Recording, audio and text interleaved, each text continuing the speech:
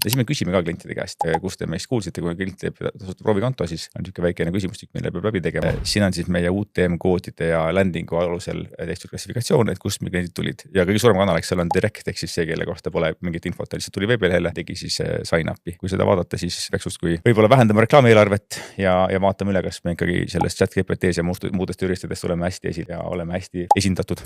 Mis soovitusi sa veel annaks ühele B2B turundajale? Aga ma arvan, et see põhimõte on see, et asju teha, mis on baas, meie jaoks Google Ads või Marketplace'id, neid tuleb teha kogu aeg ja vaadata sinna kogu aeg sisse. See on nagu niisugune rahalehmad, millest ei tohi kordagi ilku pealt ära pöörata. See on asjad, mis on ilmselgelt kasvukanalid nagu ChatGPT ja Perplexity ja muud kanalid. Neid tuleb vaadata, testida, sellega tegeleda ja alati siis mingi osa eelarvest panna eksperimentide peale. Mingi väike protsent ajast eelarvest alati läheb sellele, et teha mingi, paneks hullu, ma ei tea, teeks mingisuguse Reddit reklaamikanali või ma hiljuti tegin Quora testi ja panin content'i Quorasse, et näha, kas sealt veel tuleb traffic'u sign up või mitte. Selgus, et ei tulnud. Kunagi tuli, enam ei tule.